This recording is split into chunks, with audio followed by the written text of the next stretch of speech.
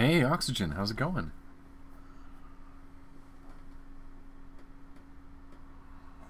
Casey, good to see you guys. Can I get a sound check, please?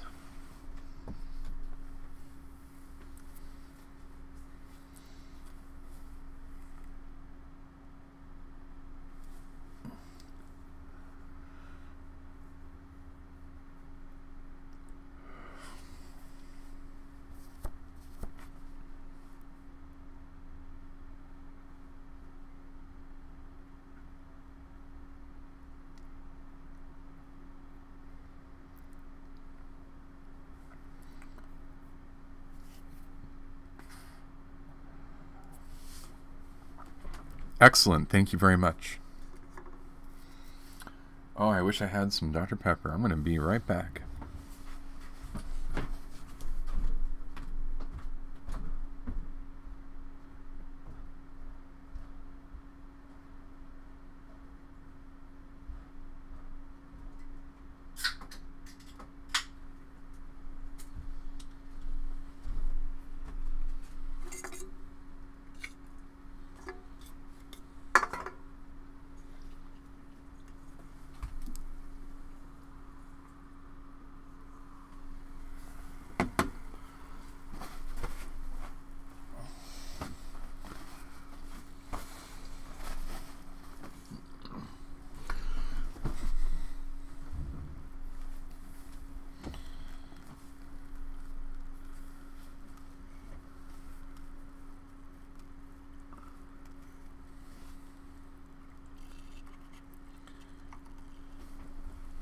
Well, thank you, Jay. I appreciate the support there.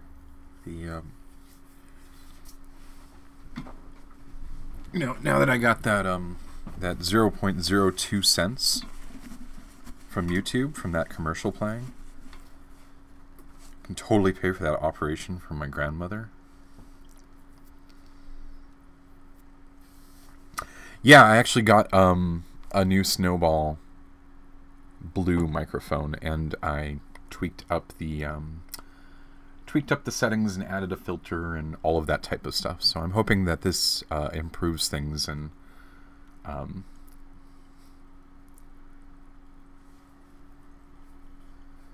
makes things better for us.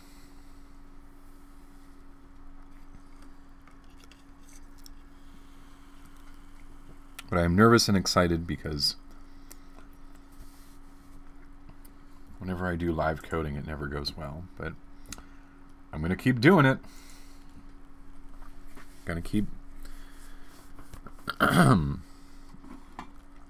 keep teaching you guys how this stuff works.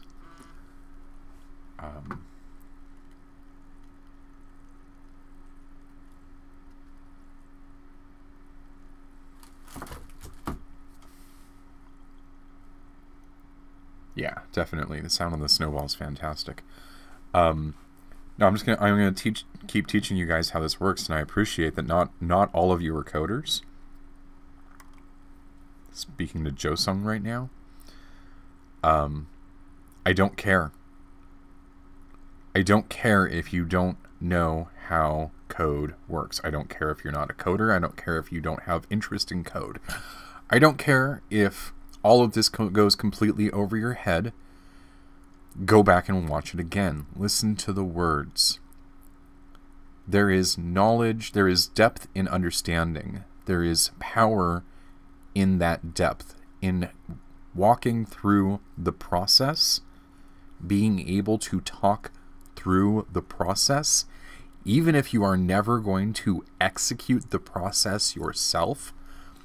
Seeing the process executed is valuable. Understanding how this works, how it all comes together, changes things. You walked into the room not knowing how to trade. Now you're here and you know how to trade. Where you're maybe walking into the room and you don't know how to do automated analysis. Well, at the end of this, you're going to start going down the path of automated analysis. even if you don't know how to code. You'll be able to go through the steps in your head. You'll be able to go over the video again and walk through the steps that are required to make the whole process happen.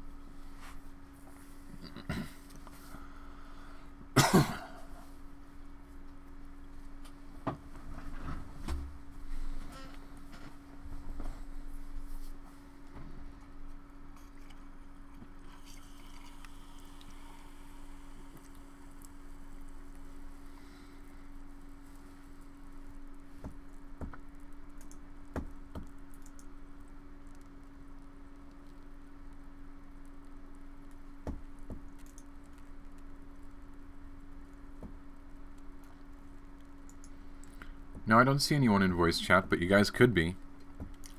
You guys could be chatting it up in there without me. I'm not going to get into voice chat because I can't talk and have people in my ears at the same time. And I've got a demo to get through and limited time to do it in. I want to make sure that I'm taking advantage of your guys' time. And then we can always talk, you know, guys can hit me up on private chat. You guys can discuss this in here. I'll be around. You know where to find me. I'm not going anywhere.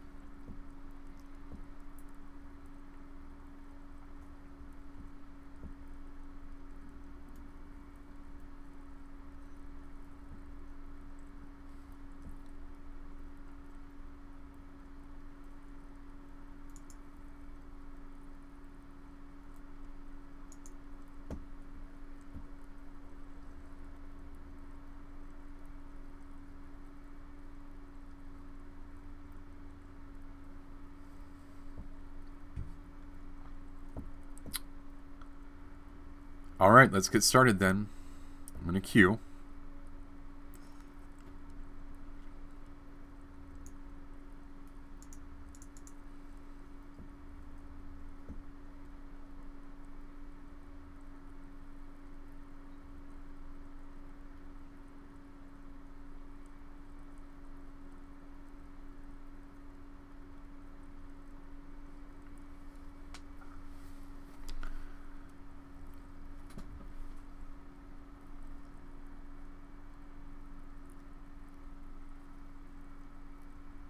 Good afternoon.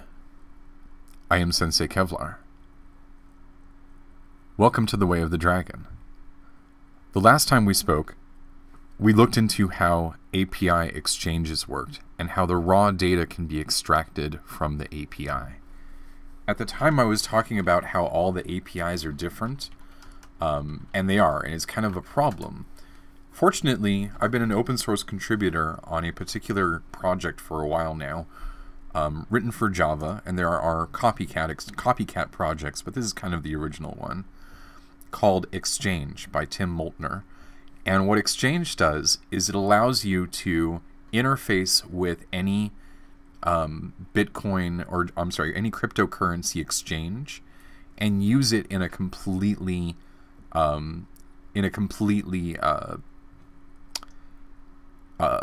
in the same way across all exchanges. What it does is, underneath the hood, it implements all of the different exchanges APIs, Kraken and HitBTC and Gemini and GDAX and Cryptopia and CEX.io, all of them.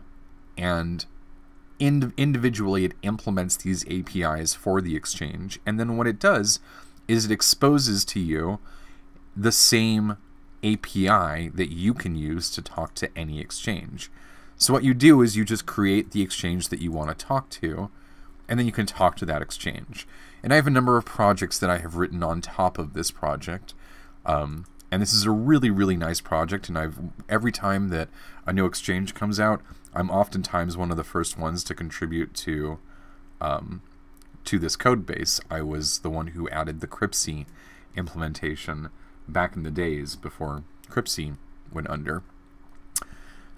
One of the projects that I have written, that I have been working on for a little while now, and has finally reached a really good place in its development, and I'm ready to release it to the world, is called Hippo.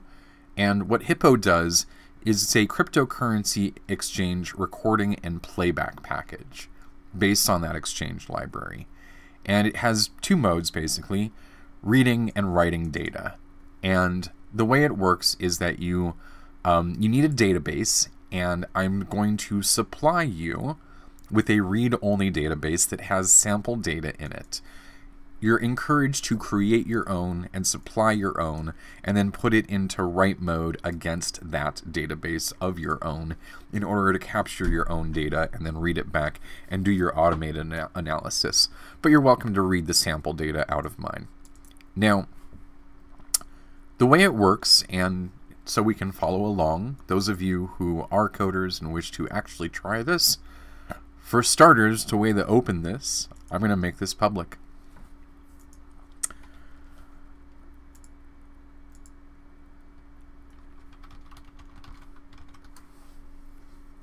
Okay, it's now public.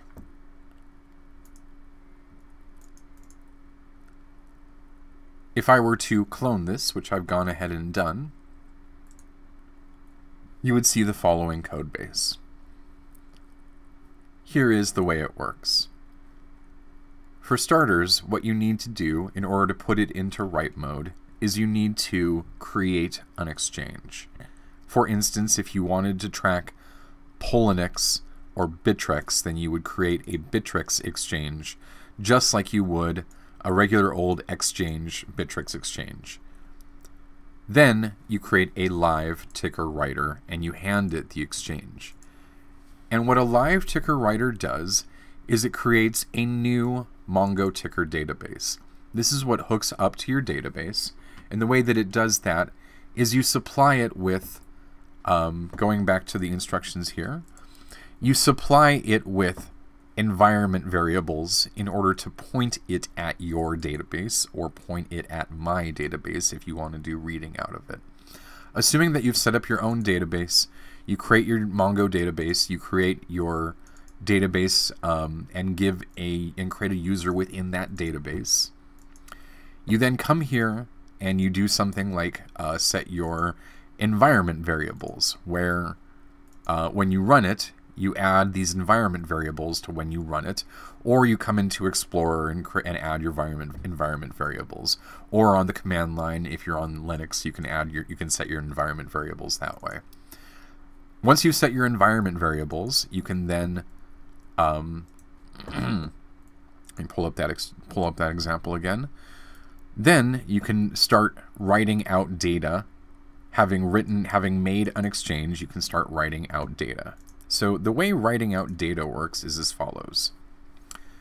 Once we have created the Mongo database and we've read in the credentials from the exchange, we connect to the database, and then that live ticker writer goes to the exchange and gets all of the exchange symbols excuse me, from that exchange. It goes to the exchange and says, hey, what markets are you trading? And then for every exchange, it makes a new updater thread in order to make, for all of the exchanges, it makes a new updater thread to go through the list of symbols, the list of currencies, the list of markets that it's listed on, that the market that API supports for that exchange. It downloads those trades. Here we are getting the individual trades. And the way that works is what this is doing is this is your market data service, which is implemented by, for instance, a Bittrex market data service. If we go to here, we can see that we have the market data service, and then we will have, for instance, the Bittrex market data service. There's the Bittrex market data service, and what the Bittrex market data service does is this implements the aspects of the Bittrex market data API that are specific to Bittrex. you can see that it has specific implementations in order to download the API data from Bittrex and then convert it into the exchange models and give you back the exchange models. So you don't have to worry about the way in which the Bittrex API talks unless you're doing this the hard way and doing it yourself. If you're using something like Exchange, all of this is handled for you. So we get the currencies and we list over the currencies, and we get the raw date. We get the raw list of trades, and we take the raw list of trades, and we put them into the database. And the way that works is you have a ticker database, which is implemented by a Mongo ticker database, which means that we're going to again use those credentials that you supplied. And what we're going to do is we're going to loop over every trade, and then we're going to insert into our collection based upon the exchange. We're going to name our collection based upon the exchange and the currency pair. So for every exchange, for every market that exchange has, we're going to have a database collection of documents. And we're going to insert or update into that collection the trade data. And all this is doing is when you say toDB object, it's going in here and it's getting the trade data out of the exchange API and putting it into an object that we're going to insert into the database. And in this way, when you run something, when you hook up all of your exchanges and you run something like Hippo, and what I'm going to do is I'm going to put a breakpoint on here so we can kind of watch it run. I'm going to go into the live ticker writer. I'm going to watch it, go through and pull up a set of trades here. There we go. I hit my breakpoints, and there we go. Here I am, and I am on OKCoin, and I'm looking at the BTC USDT trades, and I've previously seen 3 trades, and what I'm about to do is I'm about to go to their API and get their latest trades. And they gave me back their latest trades, and they gave me back 60 of them. So here are the 60 last trades from OKCoin. Now here's where the problem lies, is that if you are just sitting here hitting the API from OKCoin, you're only ever going to see the last 60 trades.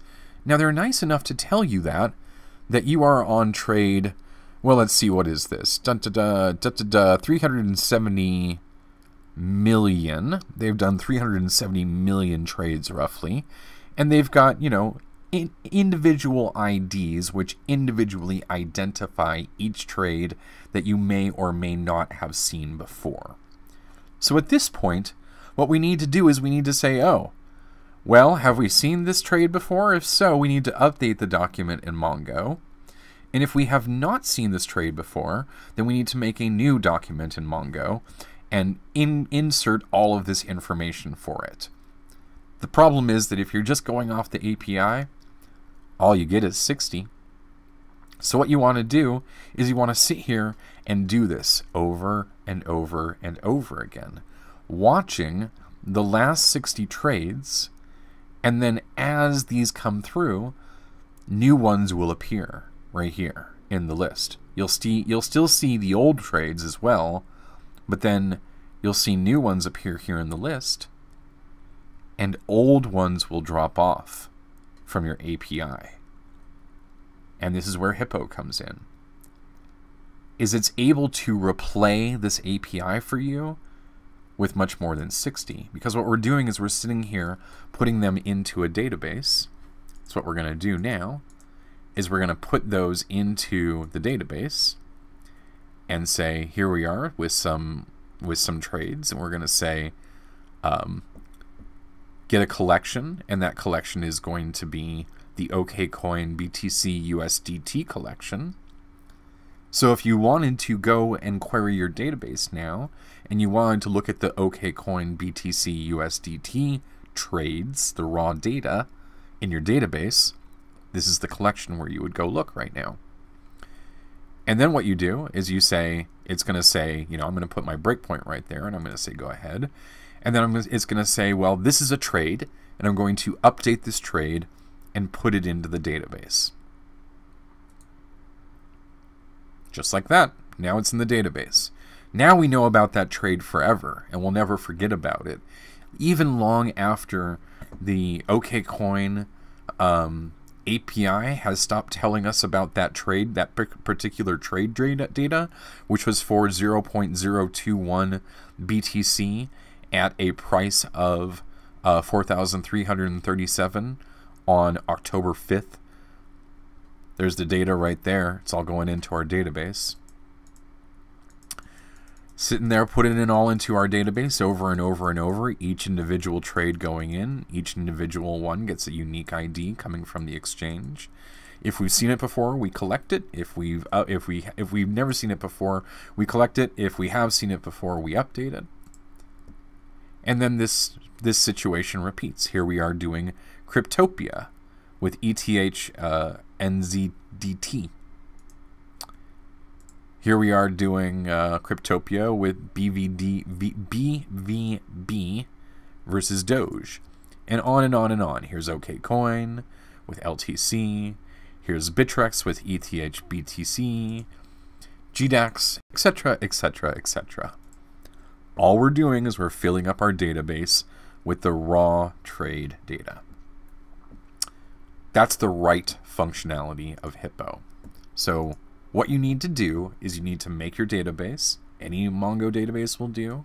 Make a database, point Mongo at it, make your exchange, make your exchange, point your live ticker writer at it. You're off to the races. Now you're watching data stream into your database for doing raw market analysis against. This is really critical. You know all those bots that ping you when a market goes up and does the lets you know the coin market cap, all that data coming in from there. Well, they're doing something like this. Somebody's doing something like this. Somebody's got to get the raw data and somebody's got to store it. I really encourage it for you to do it, because I can tell you right now, the people charge for this data. They charge for these data streams. If you've ever been in traditional stock markets, you know that you can pay hundreds of dollars a month for your live ticker, your live data stream, which you then need to take and in traditional form roll it up into some form of aggregate in terms of a time frame, and display it using something like a open, high, low, close data format on a 6-hour window with this much volume. Okay, so you want to take the raw data coming off the exchange and you want to format it into something that you could do this type of graphing with, or this type of analysis with, or this type of signal indicator with, right? You want to write something like Gunbot? You want to write something like Trading View? Well, that's where we're headed. That's where we're going next. In order to read the raw data and do something meaningful with it,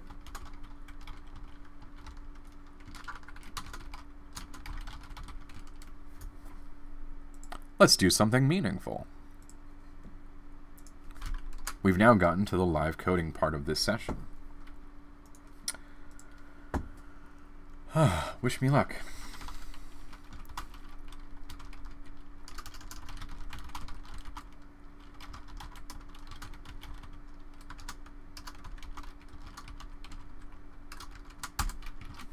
Okay. In order to read a raw database, what we would need to do is we would need to make our ticker database. ticker database, and we'll call that our ticker database, and we'll make that equal to our new Mongo ticker database, and then we're going to pass in which exchange we're interested in. So we'll just use Bittrex as an example, because that's one of the ones which we're writing from over here. We say one of these guys right here, Bittrex, yeah. Bittrex, we are adding it to the list of exchanges that we're going to read from and write to, and then we're going to make a live ticker writer on Bittrex. Since we did the write portion of this exercise, the read portion of the exercise will just work. There's nothing more, there's no more work for us to do. All we have to do is come in and write a single line of code right here, point it at our database, and we're now reading Bittrex data historically, as well as in moving, in moving forward.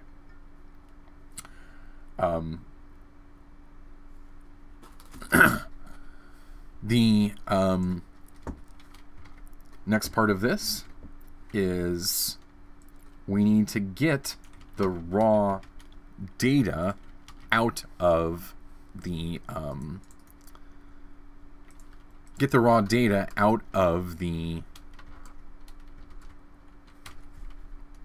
database. So what we're going to do is we're going to come in here and we're going to say, or importing my currency, importing my stuff here. What we're going to do is we're coming in here, we're going to say ticker database, get the data for BTC USDT. We could use any market here, any market we want, but what this is going to do is this is going to give us back out our raw price data in terms of a set of trades. Just the raw price data.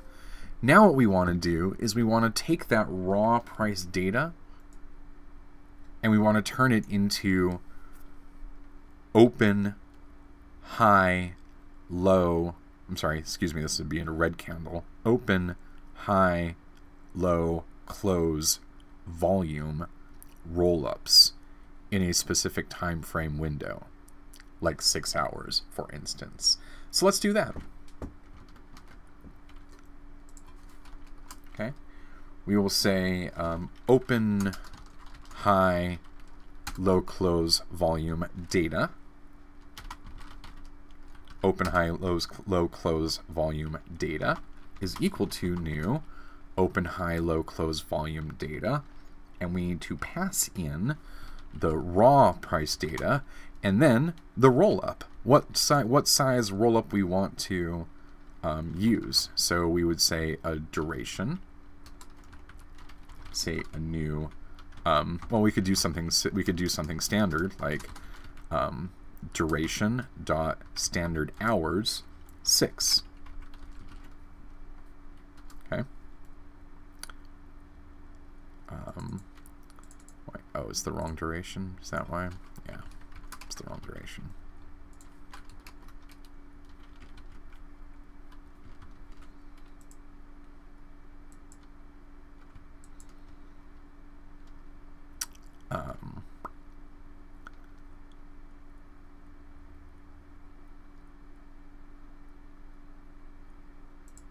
I typed this wrong.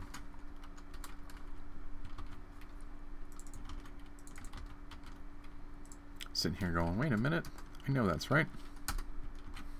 There we go. Okay. A open, high, low, close, volume data set as opposed to a open, high, low, close, volume data. A open, high, low, close, volume data is an individual piece of data. It's the thing that actually holds the open, the high, the low, the close, the volume, as well as the start date and the length. This is an individual piece of data, and then the open, high, low, close, volume data set is what is a sorted set of open, high, low, close, volume data. In this way, we can construct one that has a set of trades and a duration that we are going to roll up that set of trades against, 6 hours in this case. We can construct any custom duration we want. And then what we would do is, now that we have the data set, this does the work of actually rolling up the data for us into open, high, low, close volume data. So if we wanted to do something like, let's say that we wanted to look at the raw volume data over this 6-hour time span. So remember that we're rolling the volume up into 6-hour chunks. We would do something like open, high, low, close volume data dot for each data. We could do system.out.println data dot volume in order to see the volume. Data dot volume in order to see the volume. Yep. Stop this. And we're going to do something meaningful. Let's run, do something meaningful.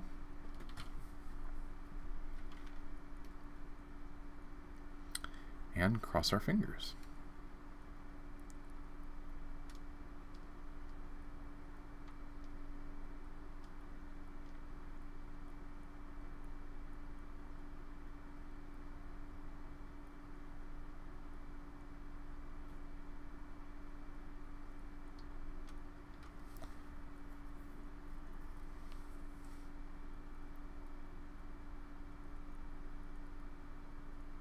Oh, I know what I forgot.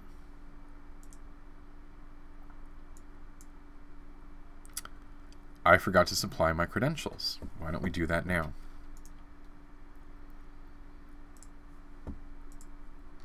Here was the credential information.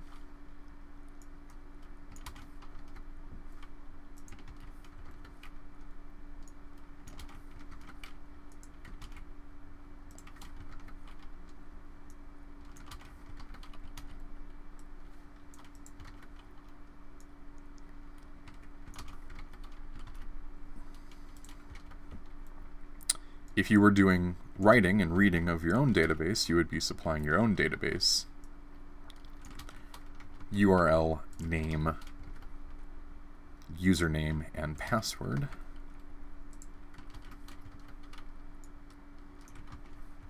This is a read-only account that I have set up for you to apply your testing with. Let's try this again.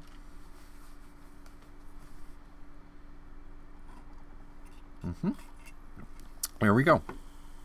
So at this point, we can see at the 6-hour time frame that we get so much data back and go back so many 6-hour time frames, and we get you know, a good range of volume over those time frames. If we were to then modify, where is my do something meaningful? If we were to then modify that to be 1 hour instead of 6 hours,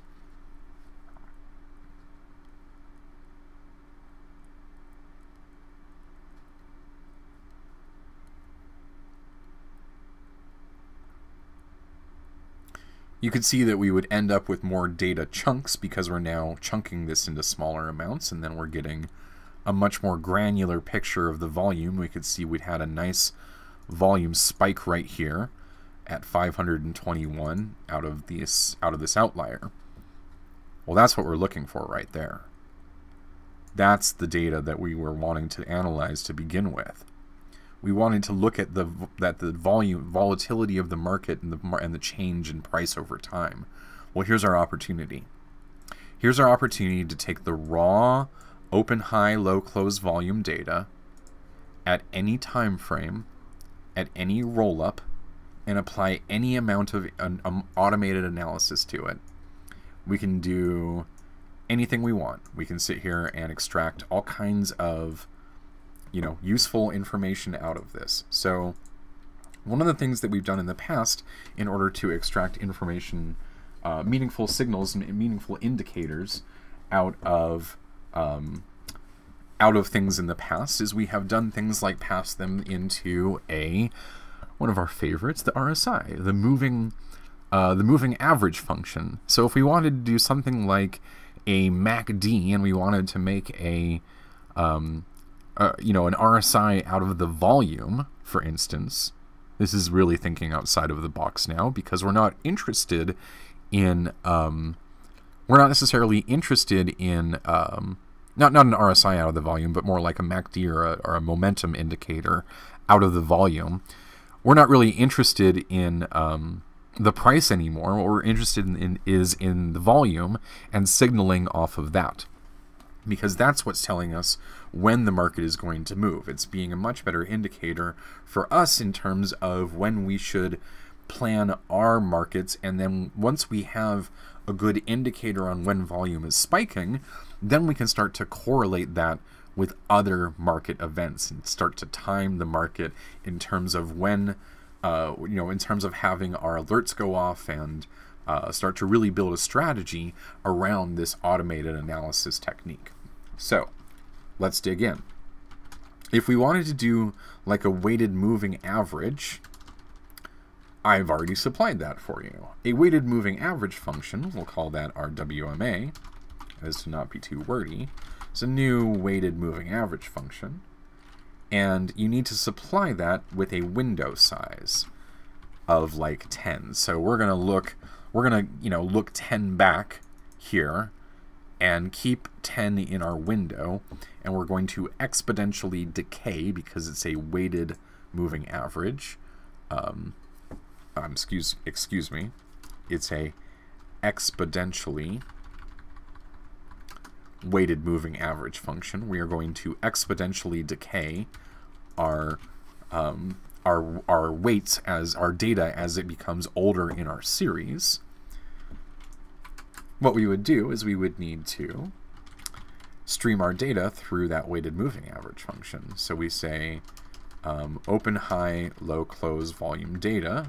We stream, and we can map. First of all, we want to map that to, we're going to map our data to our data.volume because we're interested in the volume.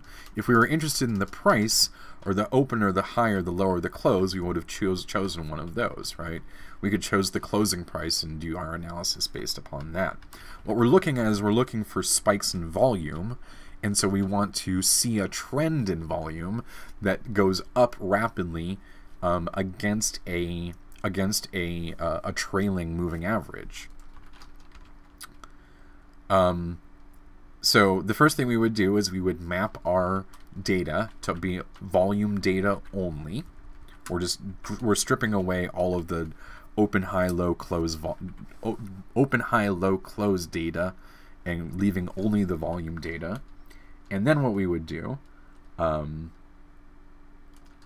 is we would construct a weighted sample out of that.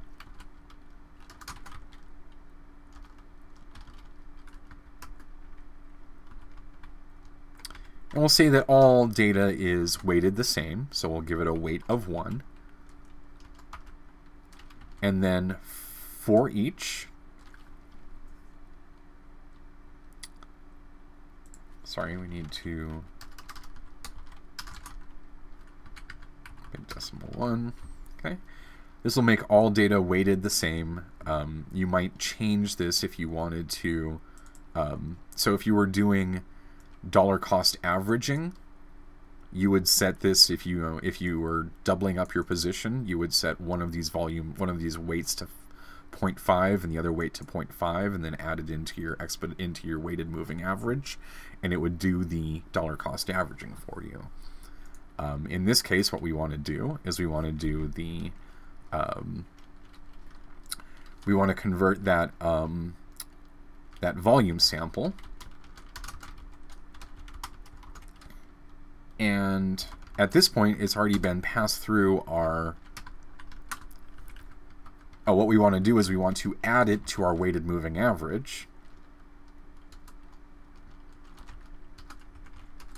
Okay, we've taken the volume data, we've constructed a weighted sample in which all weights are the same, and then we are passing it to a an exponentially weighted moving average function with a window of 10, so that after 10 data has dropped off entirely, and at at 10 it's 10%, and at 9 it's 10% of its value, at 9 it's 20% of its value, at the very beginning it's at 100% of its value, applying to our average over a moving window.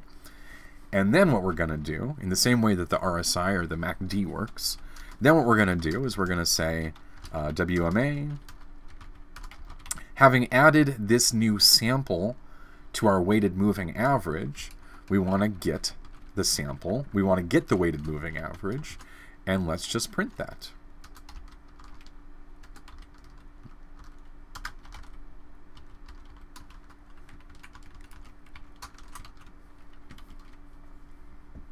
Okay, so let's just dig in a little bit more into how that works.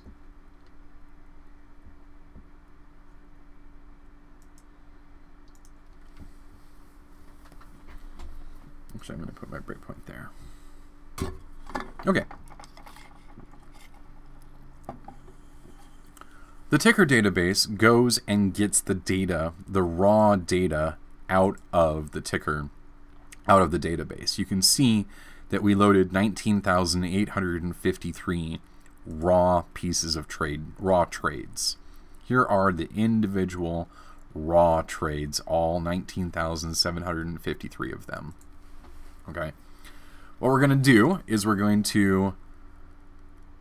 Oh, I didn't mean to click. Did a little misclick there. Got too excited.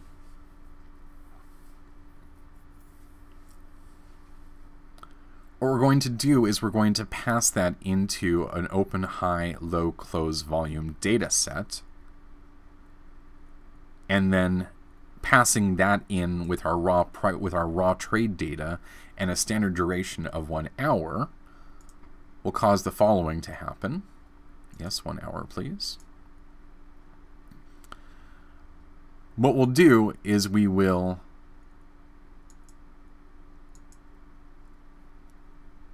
construct a date time and add some roll-up data for that trade.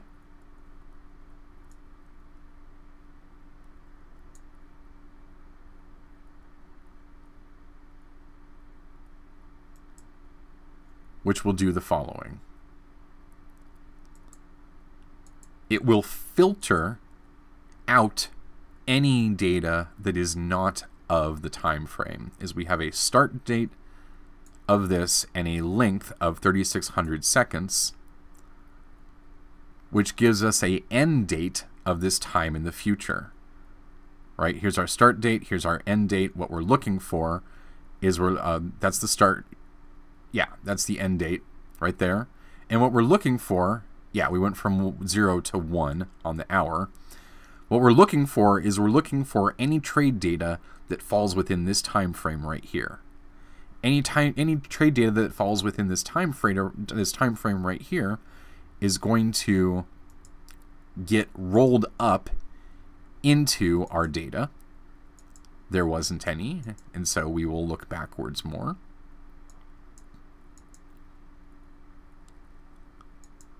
And keep doing this over and over and over again for every time frame. Here we are 3 hours. Here we are 4 hours. Here we are 5 hours. Keep doing this over and over and over for every piece of data, over and over, until we have consumed all of the data and rolled it all up into open, high, low, close volume for that duration of 1 hour, because we put in 1 hour, so we're operating at 1 hour durations and filtering anything out that is not of that 1 hour window and then rolling it up. Then what we do is we construct our exponentially weighted moving average function, which constructs a weighted moving average function, which constructs a moving average function, which constructs a average function.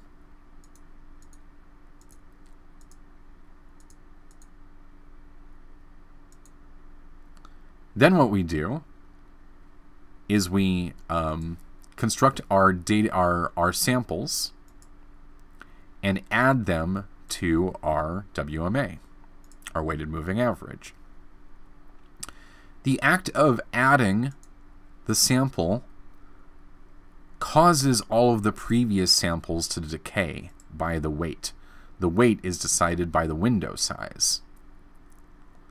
So whatever your window size is, it's going to decay them by the length of your window in order to get the older ones to move out. After having decayed them all, it's going to add the new sample. The act of adding the new sample may cause an old sample to drop off. So we remove the old sample and keep the moving average. Finally, we print out the result of the weighted moving average.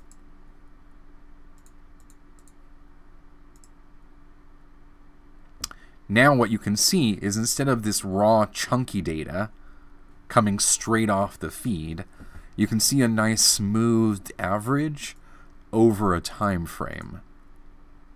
Here we can see that things were pretty normal, but here we can absolutely see a spike. Look at that spike right there. Look at it go up and then come back down. This is what we were looking for. Now we can compute our standard deviation across this entire time frame. We can compute all of the different ways in which we can analyze this data, and we can take the raw trade data coming off of the exchange and perform completely automated analysis on it in order to enable us to build custom intel off of this.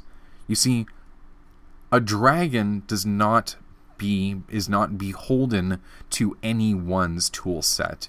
He takes the raw data and he constructs his own custom tools with it. And what I'm inviting you to do is I'm inviting you to take this data and work, if you're not a coder, work with one who is. This is about not going alone. And if you are a coder, clone the damn thing, make a Mongo database, and start downloading the data of the exchanges that you're interested in, and then start writing functions in order to perform automated analysis of that data. And then what we'll do in the future is we'll look at more automated analysis techniques that we can apply to this. Now that we understand, number one, how to get what the API is, how the API works.